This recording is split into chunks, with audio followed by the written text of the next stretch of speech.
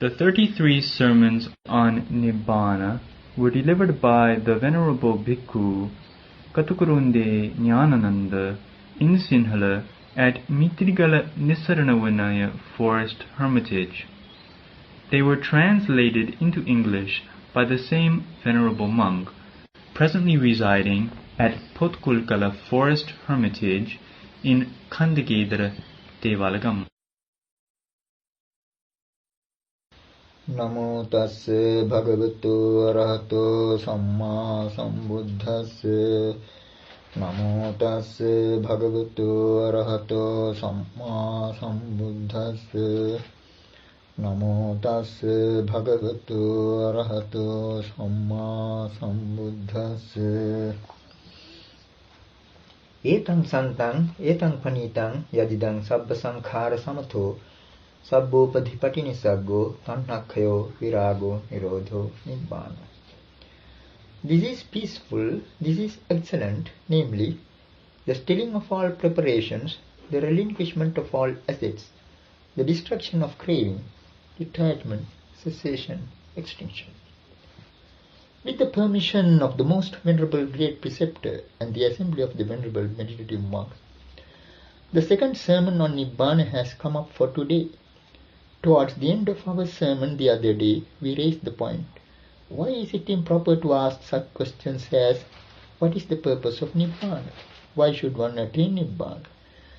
Our explanation was that since the holy life or the Noble Eightfold Path has Nibbāna as its ultimate aim, since it gets merged in Nibbāna, any questions as to the ultimate purpose of Nibbāna would be inappropriate.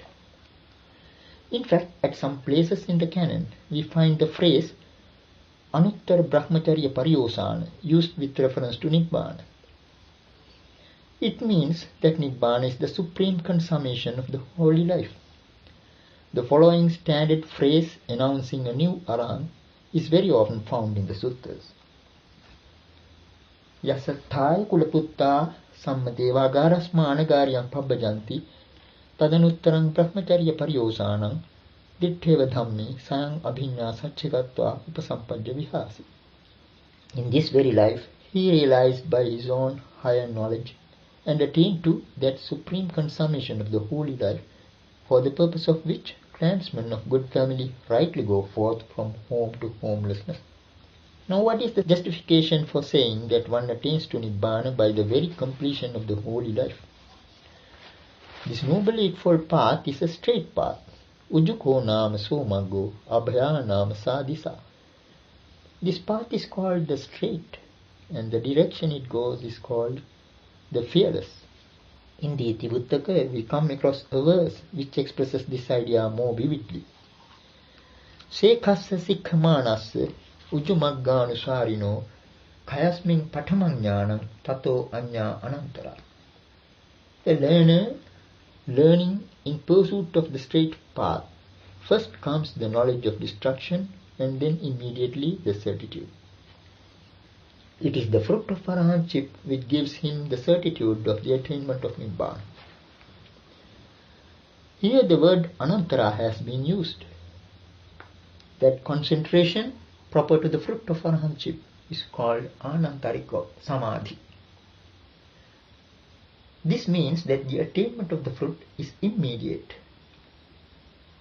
Though it may be so in the case of the arahant, what about the stream winner, the sotā-panna, one may ask?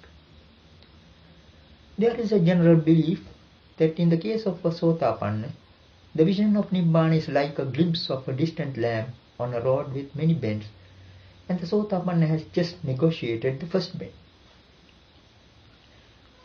But in accordance with the Dhamma, it may be said that the norm of immediacy is applicable even to the knowledge of the first path.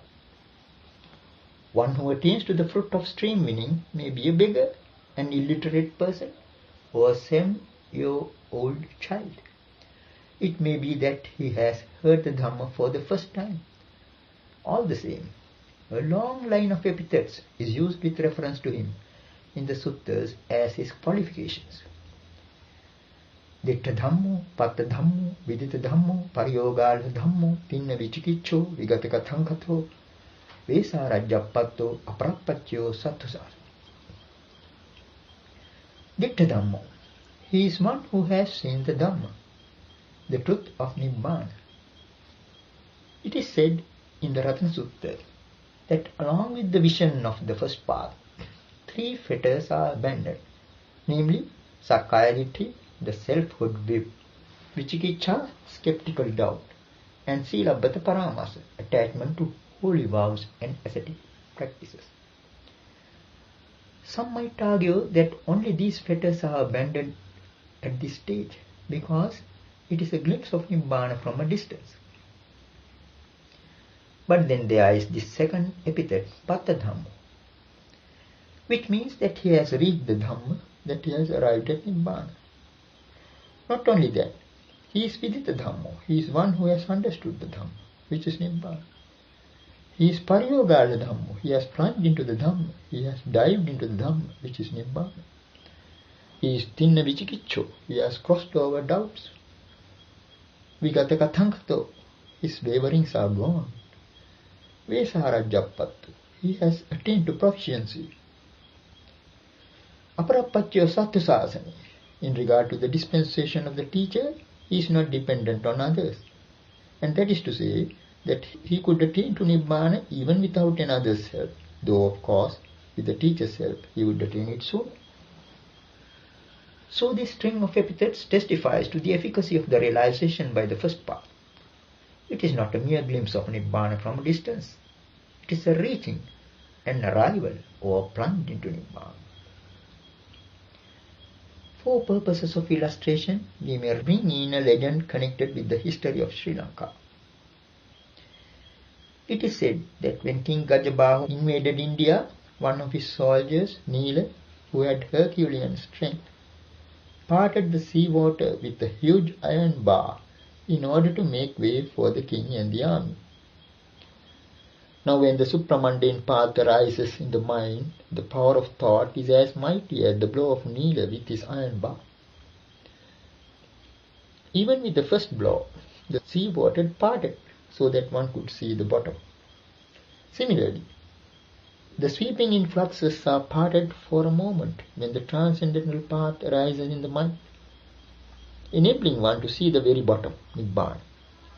In other words, all preparations, sankharas, are stilled for a moment, enabling one to see the cessation of preparations. We have just given a simile by way of illustration. But incidentally, there is a Dhammapada verse which comes closer to it. Chinda sotaṃ parakkamma kāme panuda brahmana sankharānaṃ khayaṃ ñatvā akatanyosi brahmana. Strive forth and cut off the stream, discard, O Brahmin, sense desires. Having known the destruction of preparations, O Brahmin, become a knower of the unmade. So this verse clearly indicates what the knowledge of the path does when it arises. Just as one leaps forward and cuts off a stream of water, so it cuts off, even for a moment, the preparations connected with craving. Thereby one realizes the destruction of preparations. Sankharānaṃ khayaṃ ñatvā.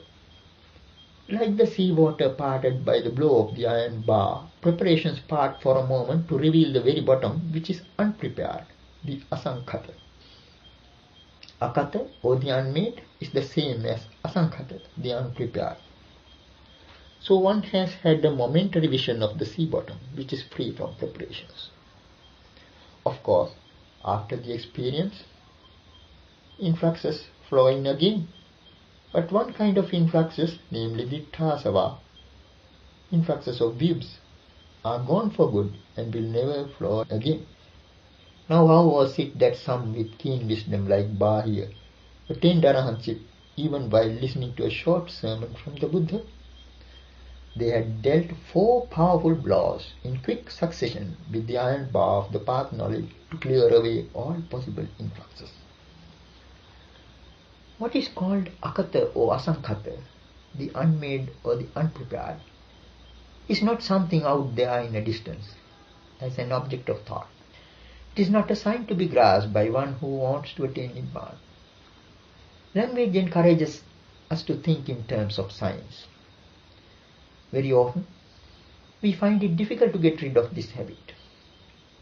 The worldlings with their defilements have to communicate with each other, and the structure of the language has to answer their needs. So the subject-object relationship has become a very significant feature in a language. It always carries the implication that there is a thing to be grasped, and that there is someone who grasps, that there is a doer and a thing done. So it is almost impossible to avoid such usages as, I want to see Nibbāna, I want to attain Nibbāna. We are made to think in terms of getting and attaining.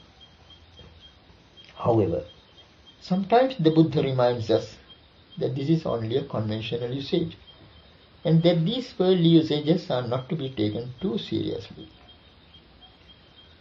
We come across such an instance in the Sagatha Vagga of the Samyutta Nikāya, where the Buddha retorts to some questions put by a certain deity. The deity named Kakutha asked the Buddha, "Do you rejoice, or recluse?" And the Buddha retorts, "On getting what, friend?" Then the deity asks, "Then recluse, do you grieve?" And the Buddha quips back, "On losing what, friend?"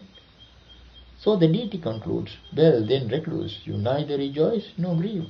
And the Buddha replies, "That is so, friend." It seems then that though we say we attain Nibbāna, there is nothing to gain and nothing to lose. If anything, what is lost is an ignorance that there is something, and a craving that there is not enough. And that is all one loses. Now there are quite a number of synonyms for Nibbāna, such as akatha and asankhata. As already mentioned, there is even a list of 33 such epithets, out of which one is Deepa. Now Deepa means an island. When we are told that Nibbāna is an island, we tend to imagine some sort of existence in a beautiful island. But in the Parayana Vagga of the Sutta Nipāta, the Buddha gives a good corrective to that kind of imagining in his reply to a question put by the Brahman youth Kappa, a pupil of Bhavāya. Kappa puts his question in the following impressive verse. Majjhe sarasming tittadam oghe jate mahabhaye jara machu paretanam dīpaṃ pabruhi marisar tvañcame dīpaṃ akkhāhi yathaidam nāparaṃ. Unto them that stand midstream, when the frightful floods flow forth, to them in decay and death forlorn, an island, sire, may you proclaim. An island which none else excels, yeah, such an isle, pray tell me, sire.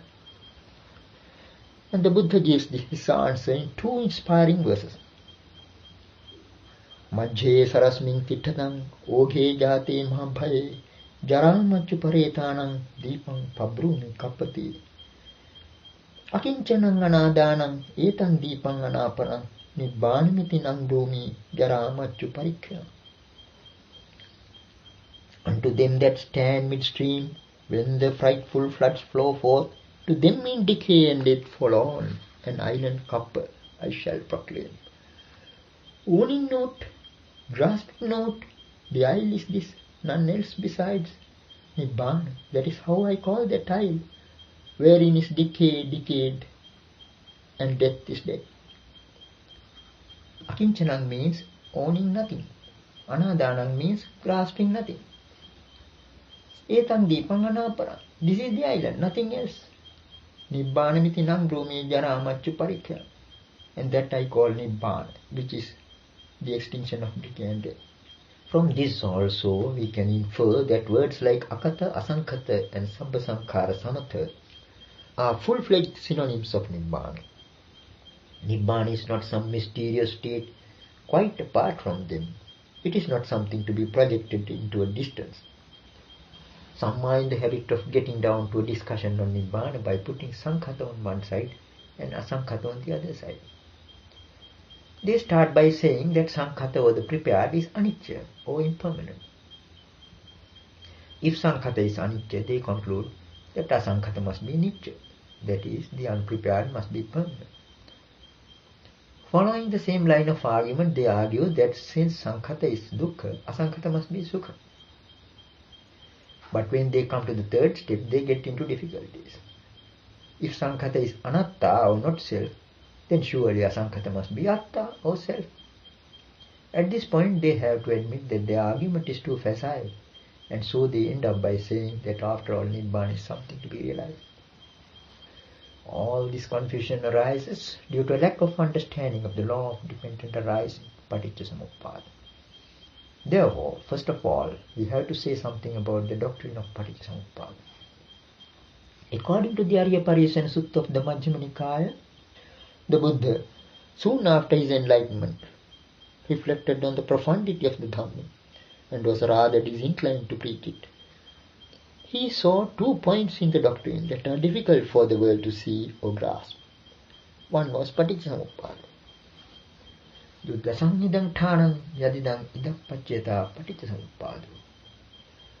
Hard to see is this point, namely dependent arising, which is a relatedness of this to that. And the second point was Nibbāna. Idam bhikkhu thānam duddhasam yadidam sabba sankhāra samatho sabbo patipati saggo tanhakyo virago nirodho Nibbāna. And this point too is difficult to see, namely the stilling of all preparations, the relinquishment of all assets, the destruction of craving, detachment, cessation, extinction. From this context, we can gather that if there is any term we can use to define paticca-samuppada, a term that comes closer to it in meaning, it is idappaccheta. The Buddha himself has described paticca-samuppada in this context as a relatedness of this to that, idappaccheta.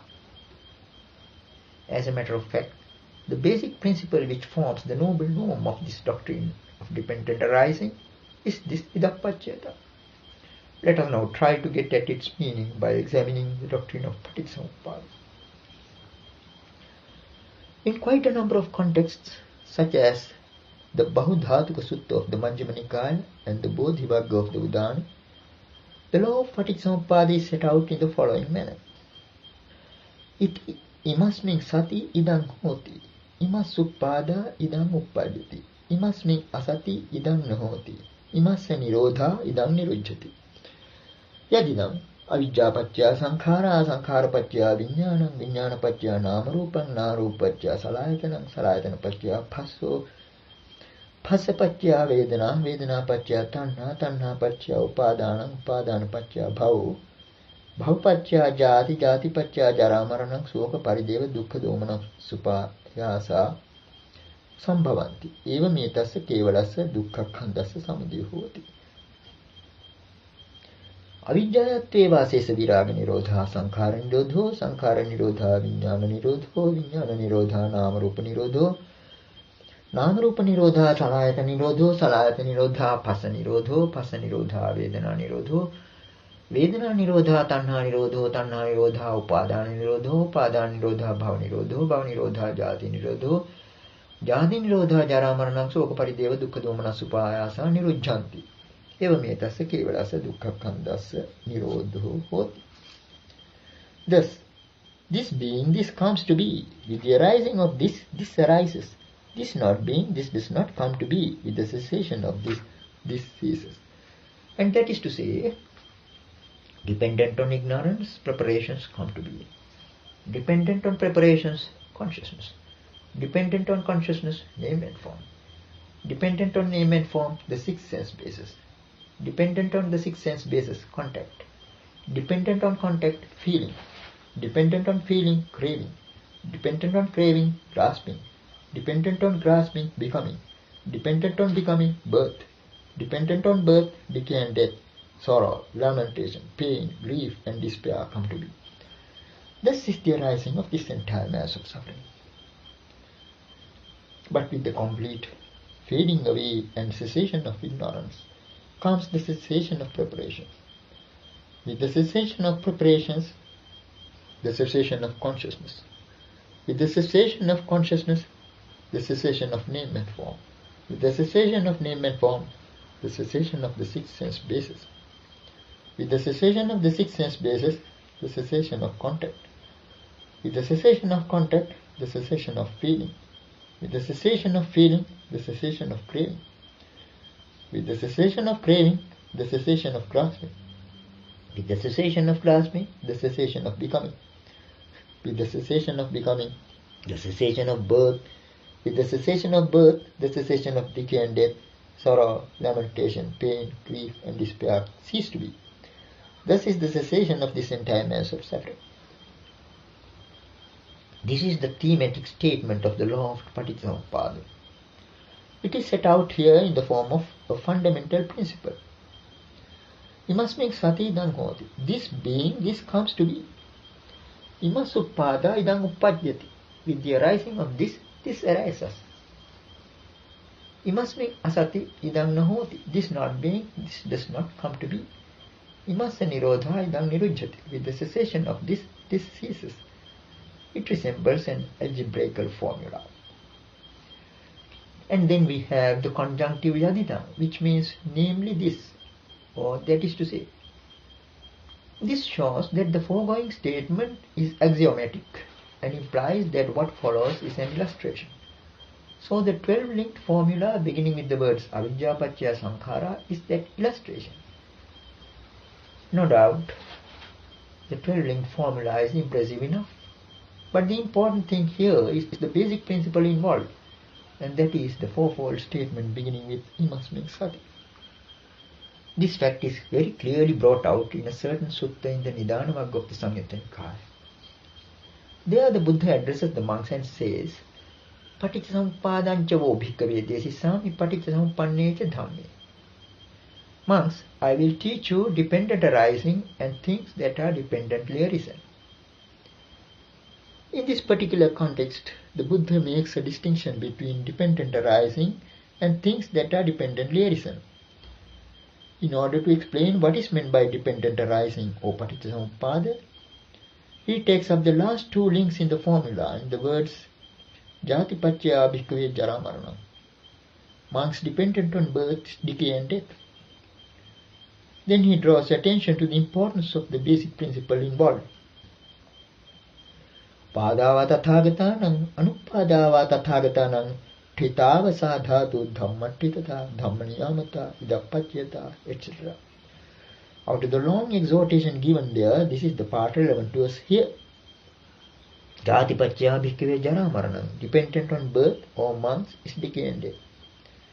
And that is to say that decay and death has birth as its condition. Uppadāva tathāgatānaṁ, anuppādāva tathāgatānaṁ, whether there be an arising of the Tathagatas or whether there be no such arising. Ṭhitāva sādhātu dhamma ṭhitatā dhamma niyamata idappacchayata. That elementary nature, that orderliness of the Dhamma, that norm of the Dhamma, the relatedness of this to that does stand as it is. So from this it is clear that the underlying principle could be understood even with the help of a couple of links. But the commentary seems to have ignored this fact in its definition of the term idappacchayata. It says, Imesang jaramarnādīnaṁ paccaya idappacchaya, idappacchayāva idappacchayata. The word imesang is in the plural, and this indicates that the commentator has taken the dependence in a collective sense. But it is because of the fact that even two links are sufficient to illustrate the law that the Buddha follows it up with the declaration that this is the Paticcasamuppada. And then he goes on to explain what is meant by things dependently arisen. Ataneca bhikkave paticcasamuppanna dhamma. Jara maranam bhikkave aniccaṃ sankhatāṃ paticcasamuppannam kaya-dhammam vaya-dhammam viraga-dhammam nirodha-dhammam. What monks are things dependently arisen? And then taking up just one of the last links, he declares, decay and death, monks, is impermanent, prepared, dependently arisen, of a nature to get destroyed, to pass away, fade away, and cease. By the way, the word viraga usually means detachment or dispassion. But in such contexts as avijja viraga and pītiyāja viraga, one has to render it by words like fading away. So that avijja viraga could be rendered as by the fading away of ignorance, and pītiyā viraga would mean by the fading away of joy. It seems then that decay and death themselves are impermanent, and that they are prepared or made up, that they are dependently arisen. Decay and death themselves can get destroyed and pass away. Decay as well as death can fade away and cease. Then the Buddha takes up the preceding link, jati or birth. And that too is given the same qualifications. In the same manner he takes up each of the preceding links up to and including ignorance, avijja, and applies to them the above qualifications. It is significant that every one of the 12 links, even ignorance, is said to be dependently arisen. Let us try to understand how, for instance, decay and death themselves can get destroyed or pass away. Taking the idappacchayata formula as a paradigm, we can illustrate the relationship between the two links, birth and decay and death. Instead of saying this being that comes to be and so forth, now we have to say birth being, decay and death comes to be. With the arising of birth, decay and death arises. Birth not being, decay and death does not come to be. With the cessation of birth, decay and death ceases. Now birth itself is an arising. But here we can't help saying that birth arises. It is like saying that birth is born. How can birth get born? Similarly, death is a passing away. But here we have to say that death itself passes away. How can death pass away? Perhaps, as we proceed, we might get the answers to these questions. Now at this point, let us take up for discussion a certain significant passage in the Mahanidāna of the Dīgha Nikāya. In the course of an exposition of the law of Paticcasamuppada addressed to Venerable Ānanda, the Buddha makes the following statement. Ettavata ko ānanda jāyethava, jiyethava, miyethava, chavethava, uppajjethava, ettavata adhivacana patho, ettavata nirutti patho, ettavata paññatti patho, ettavata paññāvacarang, ettavata vattang vattati, itthattang paññāpanāya, yadidang nāmarūpang saha viññānena. In so far only, Ānanda, can one be born or grow old or die or pass away or reappear. In so far only is there any pathway for verbal expression. In so far only is there any pathway for terminology. In so far only is there any pathway for designation. In so far only is the range of wisdom. In so far only is the round kept going for there to be a designation as the thisness, that is to say, name and form together with consciousness. We have rendered the term ittatta by thisness, and what it means will become clear as we go on. In the above quotation, the word ettavata, which means in so far only, has as its point of reference the concluding phrase yadidang nāmarūpang saha viññānena, that is to say, name and form together with consciousness. So the statement as it is expresses a complete idea, but some editions have an additional phrase, anyamanya paccayata pavattati, exists in a mutual relationship. This phrase is obviously superfluous and is probably a commentarial addition. What is meant by the Buddha's statement is that name and form together with consciousness is the rallying point for all concepts of birth, decay, death and rebirth. All pathways for verbal expression, terminology and designation converge on name and form together with consciousness. The range of wisdom extends only up to the relationship between these two. And it is between these two that there is a whirling round, so that one may point out a thisness. In short, the secret of the entire samsaric existence is to be found in this whirlpool. Vatta and avatta are words used for a whirlpool. We shall be bringing up quotations in support of that meaning. It seems, however, that this meaning has got obscured in the course of time. In the commentaries and in some modern translations, there is quite a lot of confusion with regard to the meaning of the phrase vattang vattati. In fact, one Sinhala translation renders it as samsaric rain. What rain has to do with samsara is a matter for conjecture. What is actually meant by vattang vattati is a whirling round, and samsara, even literally, is that. Here we are told that there is a whirling round between name and form and consciousness, and this is the samsaric whirlpool to which all the aforesaid things are traceable. Already in the first sermon, we tried to show that name in name and form has to do with names and concepts. Now from this context it becomes clear that all pathways for verbal expression, terminology and designation converge on this whirlpool between name and form and consciousness. Now that we have attached so much significance to a whirlpool, let us try to understand how a whirlpool is formed. Let us try to get at the natural laws underlying its formation. How does a whirlpool come to be? Suppose a river is flowing downward. To flow downward is in the nature of a river. But a certain current of water thinks, I can and must move upstream. And so it pushes on against the mainstream. But at a certain point its progress is checked by the mainstream and is thrust aside, only to come round and make a fresh attempt again and again.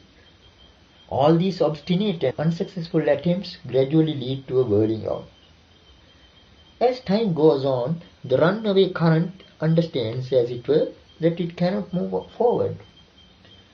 But it does not give up. It finds an alternative way in moving towards the bottom. So it spirals downward, funnel-like, digging deeper and deeper towards the bottom, until an abyss is formed. Here then we have a whirlpool.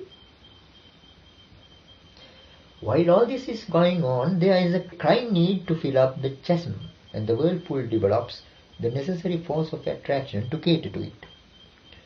It attracts and grasps everything that comes within its reach and sends it whirling down funnel-like into the chasm. The whirling goes on at a tremendous speed, while the circumference grows larger and larger. At last, the whirlpool becomes a center of a tremendous amount of activity. While this kind of activity is going on in a river or sea, there is a possibility for us to point it out as that place or this place. Why? Because there is an activity going on. Usually in the world, the place where an activity is going on is known as a unit, a center, or an institution. Since the whirlpool is also a center of activity, we may designate it as a here or there. We may even personify it. With reference to it, we can open up pathways for verbal expression, terminology and designation. But if we are to consider the form of activity that is going on here, what is it after all? It is only a perversion. That obstinate current thought to itself, out of delusion and ignorance, I can and must move upstream. And so it tried and failed, but turned round only to make the same vain attempt again and again. Ironically enough, even its progress towards the bottom is a stagnation. So here we have ignorance on one side and craving on the other, as a result of the abyss formed by the whirlpool. In order to satisfy this craving, there is that power of attraction, grasping. Where there is grasping, there is existence, or bhava. The entire whirlpool now appears as a center of activity. Now the basic principle underlying this whirlpool is to be found in our bodies. What we call breathing is a continuous process of emptying and filling up. So even the so-called life principle is not much different from the activity of a whirlpool. The functioning of the lungs and heart is based on the same principle, and the blood circulation is in fact a whirling round. This kind of activity is very often known as automatic, a word which has connotations of self-sufficiency. But at the root of it there is a perversion, as we saw in the case of the whirlpool. All these activities are based on a conflict between two opposite forces. In fact, existence in its entirety is not much different from the conflict of that obstinate current of water with the mainstream. This characteristic of conflict is so pervasive that it can be seen even in the basic laws governing the existence of a society. In our social life, rights and responsibilities go hand in hand. We can enjoy certain privileges provided we fulfill our duties. So here too we have a tangle within and a tangle without. Now this is about the existence of the society as such. And what about the field of economics? There too, the basic principles show the same weakness. Production is governed by laws of supply and demand. There will be a supply so long as there is a demand. Between them there is a conflict. It leads to many complications. The price mechanism is on a precarious balance, and that is why some wealthy countries are forced to the ridiculous position of dumping their surplus into the sea. All this shows that existence is basically in a precarious position. To illustrate this, let us take the case of two snakes of the same size, trying to swallow up each other. Each of them tries to swallow up the other from the tail upwards, and when they are halfway through the meal, what do we find? A snake cycle. This snake cycle goes round and round, trying to swallow up each other. But will it ever be successful? The precarious position illustrated by the snake cycle we find in our own bodies in the form of respiration, blood circulation, and so forth. What appears as the stability in the society and in the economy is similarly precarious. It is because of this conflict, this unsatisfactoriness, that the Buddha concluded that the whole of existence is suffering. When the arising aspect is taken too seriously, to the neglect of the cessation aspect, instead of a conflict or an unsatisfactoriness, one tends to see something automatic everywhere. This body, as well as machines such as water pumps and electrical appliances, seem to work on an automatic principle. But in truth, there is only a conflict between two opposing forces. When one comes to think of it, there is no autonomous even in the automatic. All that is there is a bearing up with difficulty. And this in fact is the meaning of the word dukkha. Dukh stands for difficulty and kha for bearing up. Even with difficulty one bears it up. And though one bears it up, it is difficult. Now regarding the question of existence, we happen to mention that because of a whirlpool's activity, one can point out a here with reference to it. We can now come back to the word ittattam, which we left out without comment in the quotation ettavata vattang vattati ittattam paññāpanā. In so far only does the whirlpool whirl for the designation of an ittat. Now what is this ittat? Ittha means this. So ittattam would mean thisness. The whirling of a whirlpool qualifies itself for a designation as a this. There are a couple of verses in the Dvaitanupassana Sutta of the Sutta Nipāta which bring out the meaning of this word more clearly. Jati marana sangsārang ye vajanti punah punang ittha bhavanya tha bhavang avijjāyeva sāgati tanhā dutiyo puriso dīghamadhāna sangsārang ittha bhavanya tha bhavang sangsārang nāti vartati. Ye jati marana sangsārang punah punang vajanti, they that go on again and again the round of birth and death. Ittabhavanya thabhavang, which is a thisness and an otherwiseness, or which is an alternation between a thisness and an otherwiseness. Sāgati avijjāya eva, that going of them, that faring of them is only a journey of ignorance.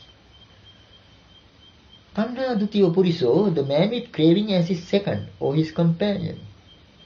Dīghamadhāna sangsarang, faring on for a long time in samsara, ittabhavanya thabhavang sangsarang nāti vartati, does not get away from the round which is a thisness and an otherwiseness, or which is an alternation between a thisness and an otherwiseness.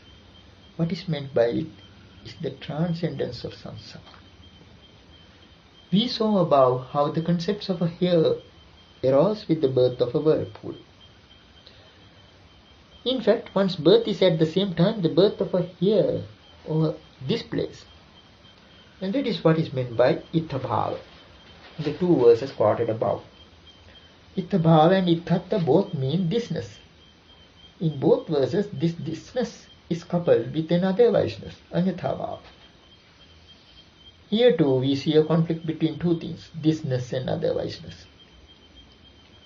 The cycle of samsara represented by birth and death, jati marana samsara, is equivalent to an alternation between thisness and otherwiseness, ittabhavanya thabhava. And as the first verse says, this recurrent alternation between thisness and otherwiseness is nothing but a journey of ignorance itself. Though we have given so much significance to the two terms, itthabhava and anyathabhava, the commentary to the Sutta Nipāta treats them lightly. It explains itthabhavam as imang manusabhava, which means this state as a human being, and anyathabhavam as ito avasesa anyanikaya bhava, any state of being other than this. This explanation misses the deeper significance of the word ithhat. In support of this, we may refer to the Paṭika Sutta of the Dīgha Nikāya.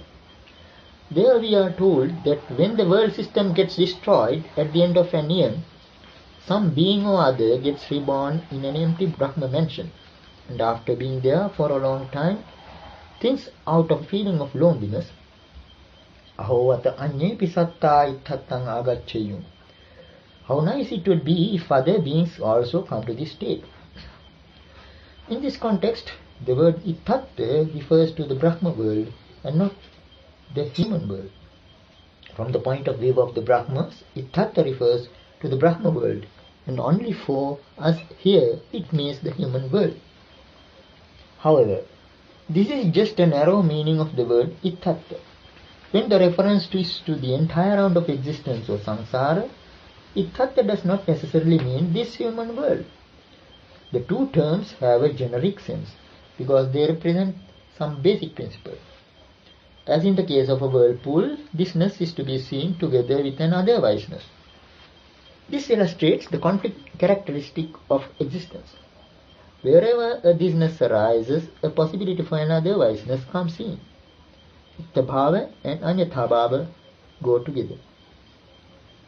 Anicca or impermanence is very often explained with the help of the phrase viparinamanyathabhava.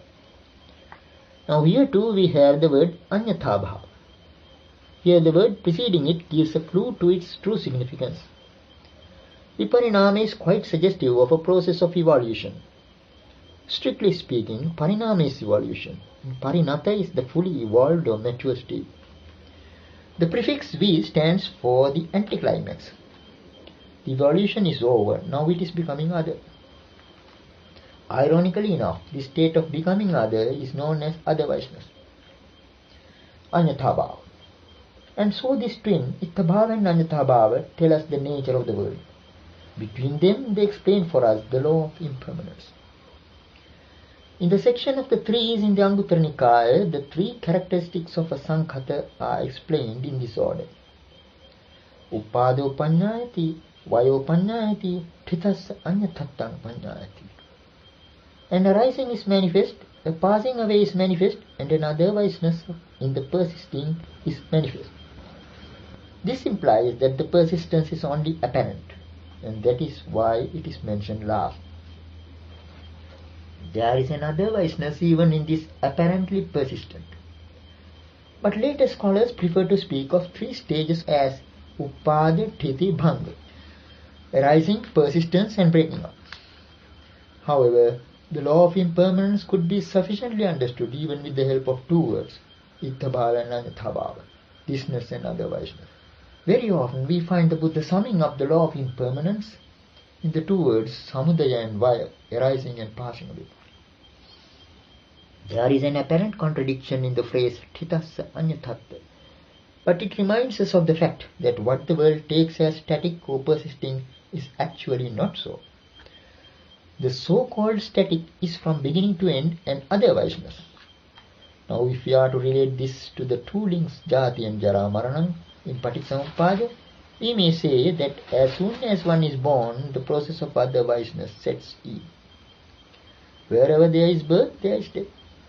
One of the traditional Pali verses on the reflections on death has the following meaningful lines. Uppattiya sahe vedam maranam agatam sada. Always death has come even with the birth itself. Just as in a conjoined pair, when one is drawn, the other follows. Even so, when birth is drawn in, decay and death follow as a matter of course. Before the advent of the Buddha, the world believed in the possibility of a birth devoid of decay and death. It believed in a form of existence devoid of grasping. Because of its ignorance of the pair-wise relatedness of this to that, Idappacchata, it went on with its deluded search. And that was the reason for all the conflict in the world. According to the teaching of the Buddha, the concept of birth is equivalent to the concept of a hair. As a matter of fact, this birth of a hair is like the first peg driven for the measurement of a world. Because of the pairwise relationship, the very first birthday present that one gets as soon as one is born is death. The inevitable death that he is entitled to. This way we can understand the deeper significance of the two words, ithabhava and anyathabhava, thisness and otherwiseness. We have to say the same thing with regard to the whirlpool. Apparently it has the power to control, to hold sway. Seen from a distance, the whirlpool is a center of activity with some controlling power. Now one of the basic meanings of the concept of self is the ability to control, to hold sway. And a whirlpool too, as seen from a distance, seems to have this ability. Just as it appears automatic, so also it seems to have some power to control. But on deeper analysis, it reveals its not self-nature. What we have here is simply the conflict between the mainstream and a runaway current. It is the outcome of the conflict between two forces and not the work of just one force. It is a case of relatedness of this to that, idappacchata. As one verse in the Bālavagga of the Dhammapada puts it, attahi attano natti, even oneself is not one's own. So even a whirlpool is not its own. There is nothing really automatic about it. This then is the dukkha, the suffering, the conflict, the unsatisfactoriness. What the world holds on to as existence is just a process of otherwiseness. As the Buddha vividly portrays for us in the following verse of the Nandavagga of the Udana. Ayang loko santapajato phasa pareto rogam vadati attato. Yena yena hi manyati tato tang hoti anyatha. Anyatha bhavi bhavasatto loko bhavapareto bhavameva abhinandati. Yadabhinandati tang bhayam jassa bhavati tang dukkham. Bhavavipahanaya kopanidam brahmacharyam busati. This anguished world, fully given to contact, speaks of a disease as self. In whatever terms it conceives of, even thereby it turns otherwise. The world attached to becoming, given fully to becoming, though becoming otherwise, yet delights in becoming. What it delights in is a fear. What it fears from is a suffering. But then this holy life is lived for the abandoning of that very becoming. Just a few lines, but how deep they go. The world is in anguish and is enslaved by contact. What it calls self is nothing but a disease. Manyati is a word of deeper significance. Manyana is conceiving and under the influence of craving, conceit and views. Whatever becomes an object of that conceiving, by that very conception it becomes otherwise. That is to say that an opportunity arises for an otherwiseness, even as death has come together with birth. So, conceiving or conception is itself the reason for otherwiseness. Before a thing becomes otherwise, it has to become a thing. And it becomes a thing only when attention is focused on it, under the influence of craving, conceit and views. And it is separated from the whole world and grasped as a thing. And that is why it is said, Yan hi lokasmin upadyanti teneva maro anveti jantum. Whatever one grasps in the world, by that itself Mara pursues the being. The world is attached to becoming and is fully given to becoming. Therefore its very nature is otherwiseness, anyatha bhavi. And then the Buddha declares the inevitable outcome of this contradictory position. Yadabhinandati tang bhayam. Whatever one delights in, that is a fear, that is a danger. What one delights in is becoming, and that is a source of fear. And yassa bhayati tang dukkham. What one fears or is afraid of, that is suffering. And of what is one afraid? One is afraid of the otherwiseness of the thing that one holds on to as existing. So the otherwiseness is the suffering, and the thing grasped is a source of fear.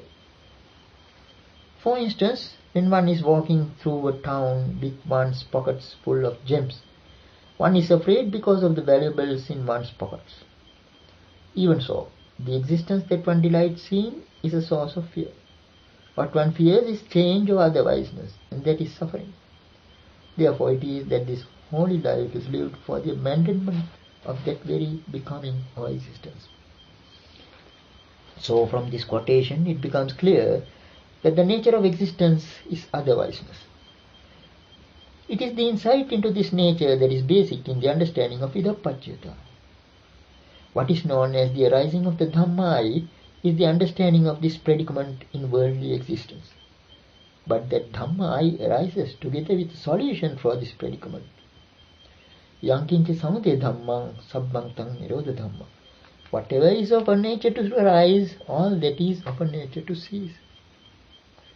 As far as the arising aspect is concerned, this whirlpool is formed due to the grasping through craving, conceit and views. Once this samsaric whirlpool is formed, it keeps on attracting all that is in the world, all that is within its reach, in the form of craving and grasping. But there is a cessation to this process. It is possible to make it cease. Why? Because it is something arisen due to causes and conditions. Because it is a process based on two things, without a self to hold sway. That is why we have mentioned at the very outset that everything is impermanent, prepared and dependently arisen. Aniccaṃ, saṅkhatāṃ, paṭisamuppannaṃ. Every one of the 12 links in the formula, including ignorance, is dependently arisen. They are all arisen due to causes and conditions. They are not permanent. Aniccaṃ. They are only made up or prepared. Saṅkhatāṃ. The word saṅkhatāṃ is explained in various ways. But in short, it means something that is made up, prepared or concocted by way of intention. Paticcasamuppannaṃ means conditionally arisen, and therefore it is of a nature to get destroyed. Kayadhammo. It is of a nature to pass away. Vayadhammo. It is of a nature to fade away. Viragadhammo. It is of a nature to cease. Nirodhadhammo. It seems that even the color or shade of decay and death can fade away, and that is why we have pointed out their relevance to the question of concepts. This nature of fading away is understood by one who has had an insight into the law of arising and cessation. Samsara is a whirlpool as far as the ordinary beings caught up in it are concerned. Now what about the arahants? How is the idea of this whirlpool presented in the case of the arahants? It is simply said that for them there is no whirling round for there to be a designation. Pattang tesaṃ natthi paññāpana. So in their case there is no whirling round to justify a designation. This then is something deeper than the whirlpool itself. The whirlpool can be pointed out because of its activity, but not so easily the emancipated ones. And that is why there is so much controversy regarding the nature of the Tathāgata. The image of the whirlpool in its relation to the emancipated ones is beautifully presented in the following verse from the Chula Vagga of the Udāna. Acceche vattaṃ vyagāni rāsaṃ visukkha saritāṃ nasanti chinnaṃ vattaṃ navattati esevanto dukkhasya. He has cut off the whirlpool and rid desirelessness. The stream dried up, now no longer flows. The whirlpool cut off, whirls no more. This, even this, is suffering self. What has the Arahant done? He has cut off the whirlpool. He has breathed it and has rid the desireless state. The stream of craving is dried up and flows no more. The whirlpool cut off at the root, no more whirls. This is the end of suffering. The cutting off of the whirlpool is the realization of cessation, which is arahantu. It is because of the accent on the arising aspect that the current tries to move against the mainstream. When that attempt is given up, the rest happens as a matter of course. This idea is even more clearly brought out by the following two verses in the Sagatha Vagga of the Samyutta Nikāya. They are in the form of a dialogue between a deity and the Buddha. The deity asks, Kuto sarāni vattanti kattha vattaṃ navattati kattha nāmaṃ ca rūpaṃ ca asesaṃ uparujjati. From where do currents turn back? Where whirls no more the whirlpool? Where is it that name and form is held in check in a way complete? The Buddha gives the answer in the following verse. Yatha pocha pathavi tejo vayo nagadhati ato sarani vattanti ettha vattang navattati ettha namancha rupancha asesam uparujjati. Where earth and water find we no footing find, from there it is that currents turn back. There the whirlpool whirls no more, and there it is that name and form is held in check in a way complete. The reference here is to Nibbāna. Whether it is called sabba sankhara samatha, the stilling of preparations, the stilling of all preparations, or asankhata dhatu, the unprepared element, it means the state of cessation. And when the Arhat's mind is in that state, the four elements, which are like ghosts, do not haunt him. They do not get a footing in that consciousness. When they fade away due to detachment, those currents do not flow, and the whirlpool whirls no more. Name and form are fully held in check there. Now, as far as the meaning of rupa in nama-rupa in this reference is concerned, its definition as chattarica mahabhutani chatunnancha mahabhutanam upadaya rupam is quite significant. It draws attention to the fact that the four great primaries underlie the concept of form. This is something unique, since before the advent of the Buddha, the world thought that in order to get away from rupa, one has to grasp arupa. But the irony of the situation is that even in arupa, rupa is implicit in a subtle form. Or in other words, arupa takes rupa for granted. Supposing someone walking in the darkness of the night has a hallucination of a devil and runs away to escape from it. He thinks he is running away from the devil, but he is taking the devil with him. The devil is in his mind. It is something imagined. Similarly, until the Buddha came into the scene, the worldlings grasped arupa in order to get away from rupa. But because of the dichotomy between rupa and arupa, even when they swung as far as the highest formless realms, they were still in bondage to sankharas or preparations. As soon as the momentum of their swing of sankharas got fully spent, they swung back to rupa. So here too we see the question of duality and dichotomy. This sermon has served its purpose if it has drawn attention to the importance of the questions of duality, dichotomy, and the relatedness of this to that, idappacchata. So this is enough for today. Dear listeners, it is our sincere wish to make these sermons accessible, free of charge, to all who like to listen to them, because the gift of the Dhamma excels all other gifts. We therefore encourage you to copy these sermons and share them with others, but kindly note that they